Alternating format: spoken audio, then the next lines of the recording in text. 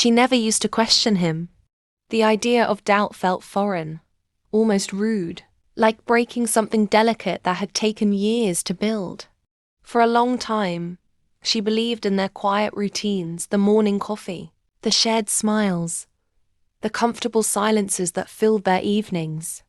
That love can disguise a lot when you want it to. And sometimes it takes only one wrong glance to make everything unravel. It started with something small. He came home later than usual, claiming traffic had been worse than ever. She believed him, until she noticed his shirt smelled faintly of cologne that wasn't his. Not hers either. A scent too sweet, too deliberate. She wanted to forget it, but the thought followed her like an echo. Over the next few weeks, other details began to stack up: the messages he checked when he thought she wasn't looking, the new password on his phone, the careful way he changed the subject whenever she asked simple questions. There was nothing obvious, nothing she could accuse him of, yet everything about him began to feel rehearsed. At night, when the house settled into its slow rhythm of creaks and sighs, she would stare at the ceiling and replay every small lie she'd caught. Her heart told her to stop searching for trouble, but her instincts whispered, he's hiding something. One Saturday afternoon, while folding laundry, she found a strange receipt in his jacket pocket purchased from a hardware store 2 towns away. A hidden lock, a motion sensor. He hadn't told her about either. When she asked, he smiled and said it was for work. That smile was polite, confident and empty. That night she sat by the window long after he fell asleep. The moonlight traced the lines of his face, peaceful and familiar, but she couldn't shake the feeling that she was looking at a stranger. She had 2 choices: confront him and risk denial, or find out the truth quietly. She chose the second. The next morning, while he showered, she searched online for a hidden camera, something small, discreet and easy to use. It arrived 3 days later in a plain brown box, the kind that makes secrets feel heavier than they are. When she opened it, the tiny lens gleamed up at her like an unblinking eye. She waited until nightfall. The air was cool, the house silent. He was asleep upstairs, his breathing steady and deep.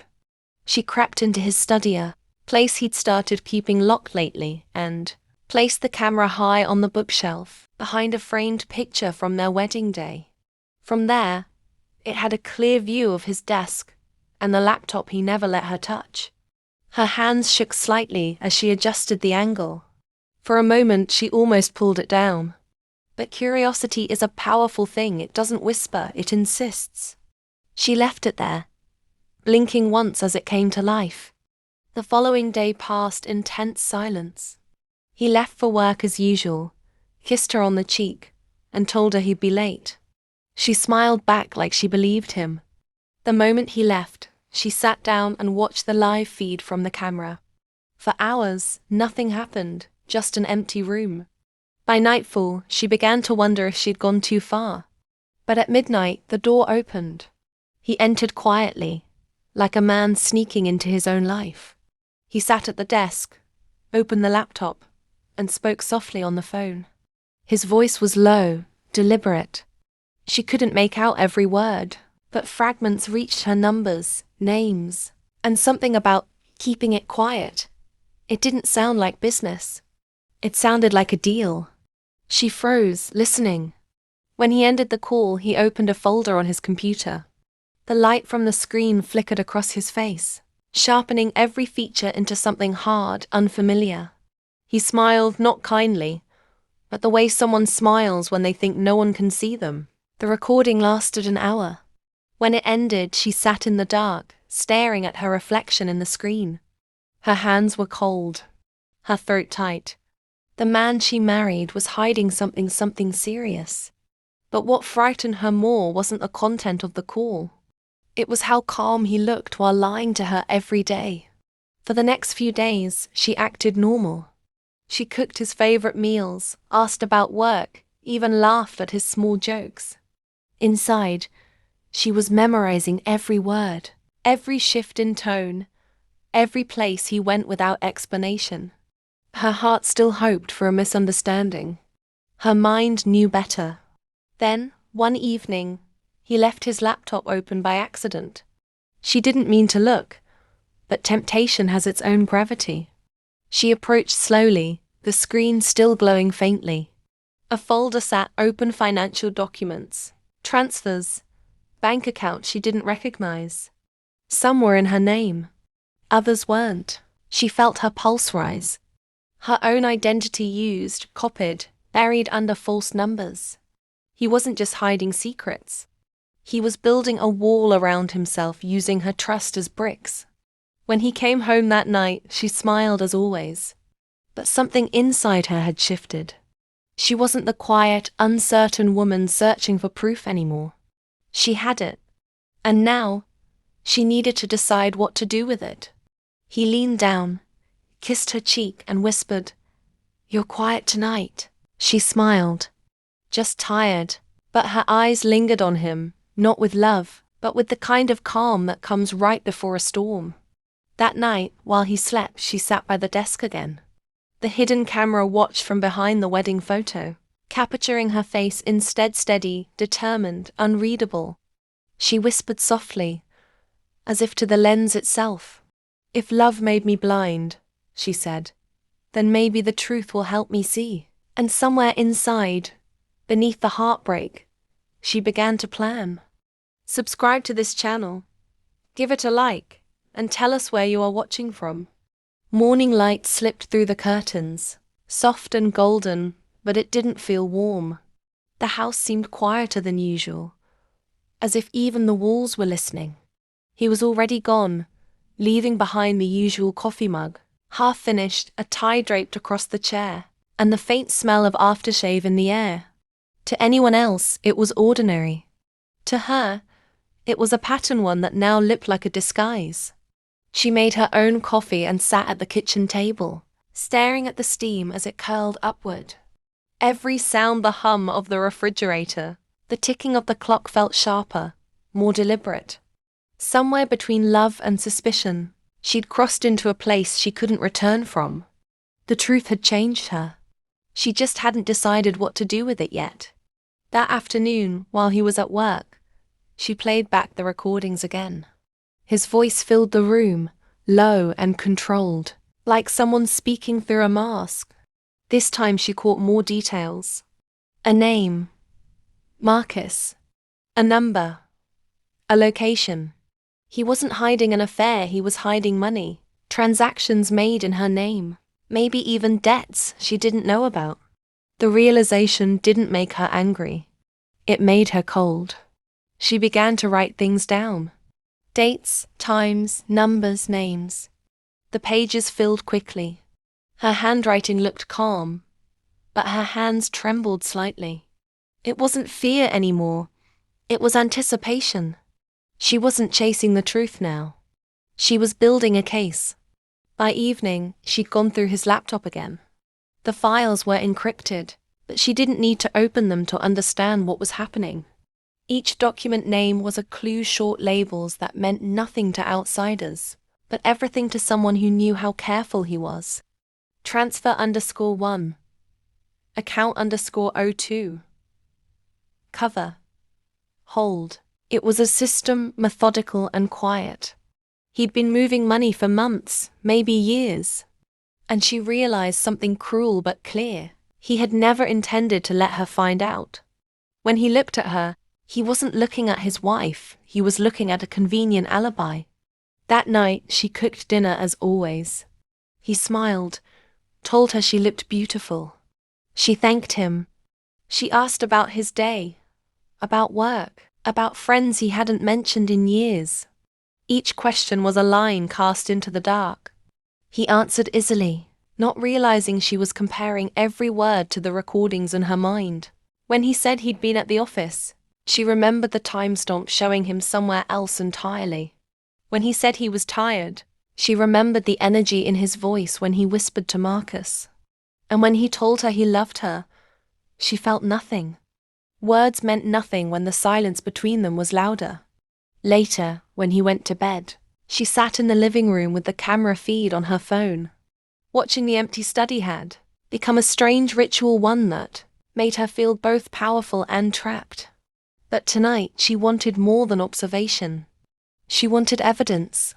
She placed a second camera, smaller this time, near the hallway. Another in the garage. It was like setting chess pieces, each move calculated. Quiet. She didn't want confrontation. She wanted to understand how far his deception went before she struck. 2 nights later, she got her answer. He came home late again, around midnight. She pretended to be asleep, breathing evenly as he moved through the bedroom. He changed clothes quietly, but not quietly, enough for her to miss the sound of metal clinking against the drawer. When he left again, she waited 10 minutes, then got up. The garage was dark and cold. The light from her phone barely reached the far wall. His car was there, but the trunk was slightly open. She lifted it, heart hammering. Inside was a locked briefcase. For a moment, she stood frozen. Then she closed the trunk, walked back to the house, and stared at herself in the hallway mirror. Her reflection looked calm, but her eyes were sharp, almost unfamiliar. She realized then that she was no longer the woman who waited for answers. She was the one creating them. The next morning, she pretended nothing had happened. She smiled, packed his lunch, and kissed him goodbye. The moment he left, she went straight to the garage. The lock on the briefcase wasn't simple, but she was patient. When it finally clicked open, her stomach turned. Inside were stacks of documents, bank forms, fake IDs, and several passports. One had her picture on it, but not her name. She sat on the floor, staring at it. This wasn't just betrayal, it was erasure. He'd built an entire identity for her, one she didn't know existed. Maybe it was insurance. Maybe it was a backup plan. But either way, it meant one thing: he was planning for a future without her. When she closed the briefcase, she was no longer afraid. She knew what she had to do. For the next week, she gathered proof.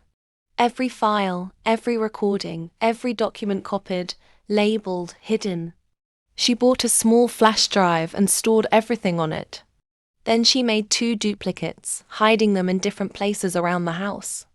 It wasn't about trust anymore. It was about survival.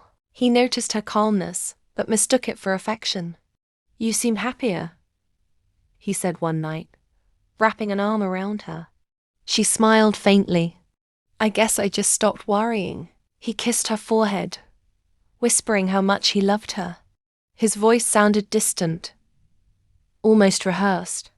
She wondered if he realized he was speaking to the woman who could destroy him with a single click. The tension between them shifted. It wasn't love or fear, it was theater.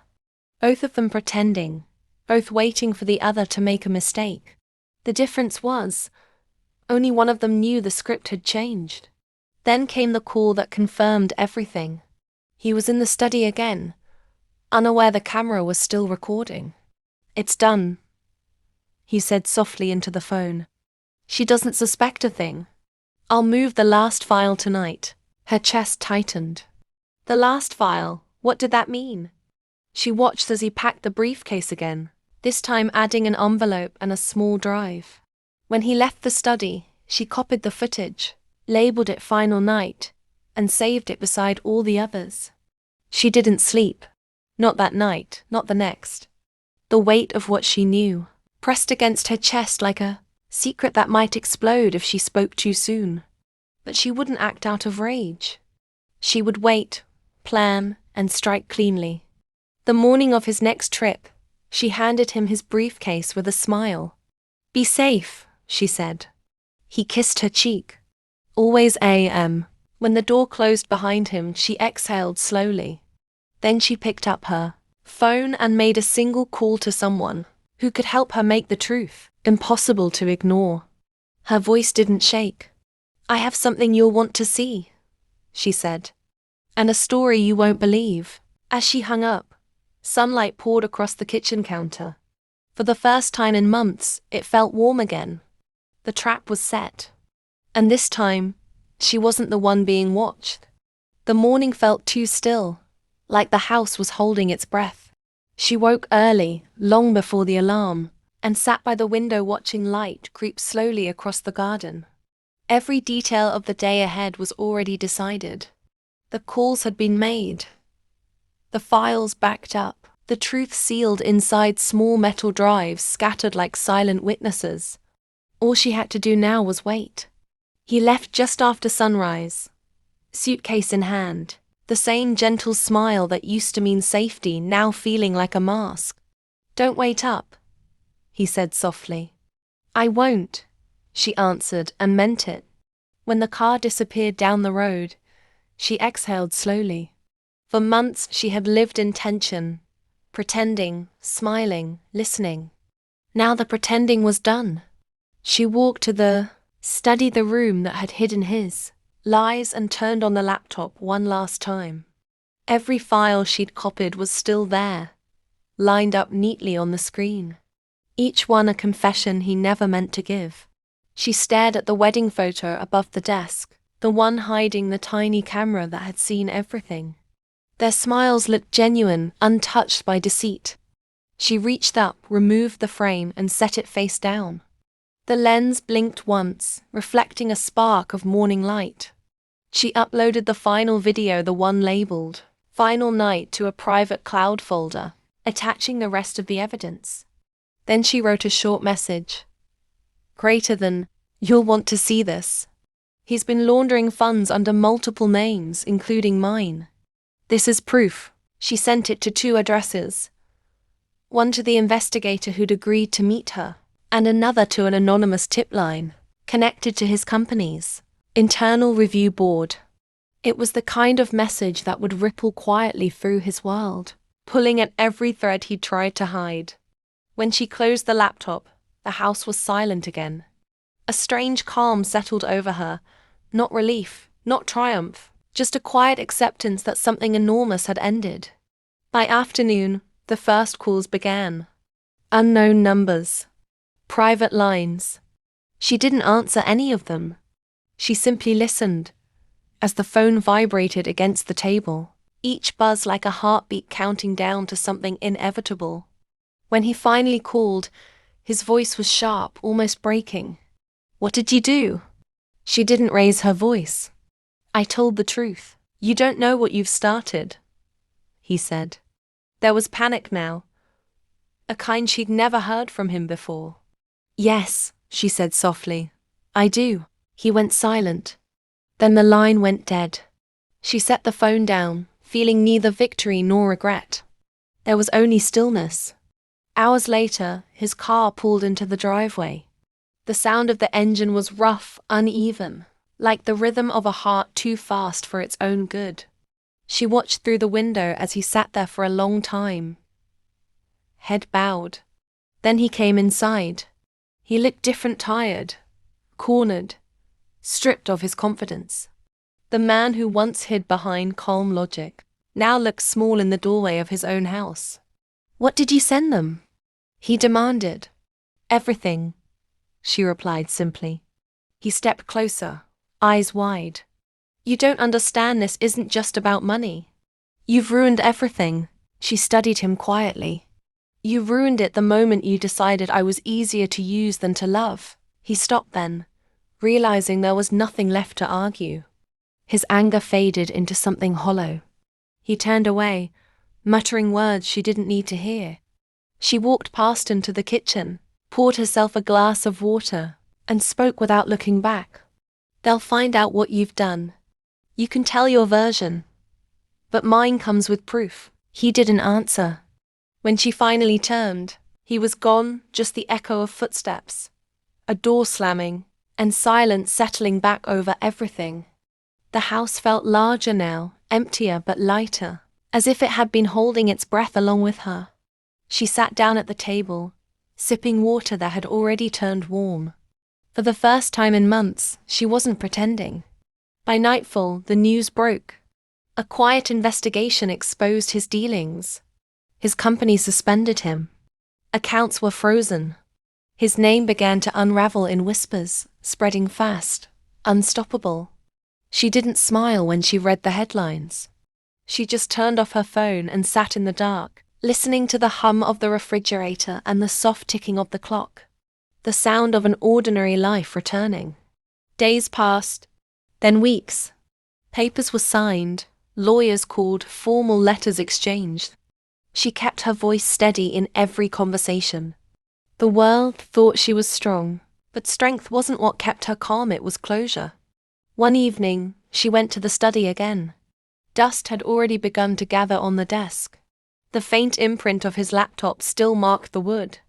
She ran her fingers across it, tracing the outline of where his hands once rested. For a moment, she felt a flicker of the woman she used to be, the one who believed that love could fix anything. Then she let the thought go.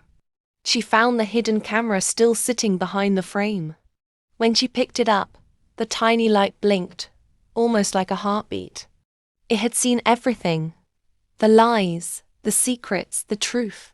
She turned it over in her hand and whispered, "We did it." Outside, rain began to fall, steady and soft. She opened the window and let the air drift in, carrying the smell of wet earth. It was the kind of night that made you believe in new beginnings, quiet and slow. She didn't know where he'd gone, and she didn't need to.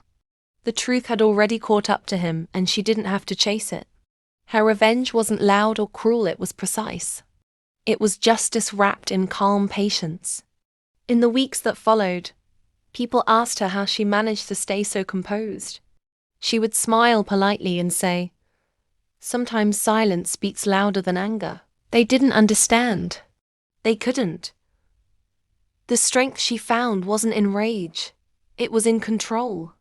In knowing that she had turned his own secrecy against him, that she'd used the same stillness he'd mistaken for weakness to end his deception completely. One night, as she packed a small bag for a trip she'd long postponed, she found the old wedding photo again. The edges were frayed, the smiles still frozen. She looked at it for a long time before sliding it into a drawer. Some memories don't need to be displayed. They just need to rest. When she left the house the next morning, she locked the door gently behind her. The garden glistened under the early light, rain still clinging to the petals. She breathed deeply, the air fresh and unfamiliar. It was strange how peace could feel both heavy and freeing at once. She walked down the path without looking back. The road ahead was quiet, open, and real. No cameras, no secrets, no shadows. Just her. And somewhere, far behind her, the house stood in silence, empty, but finally honest.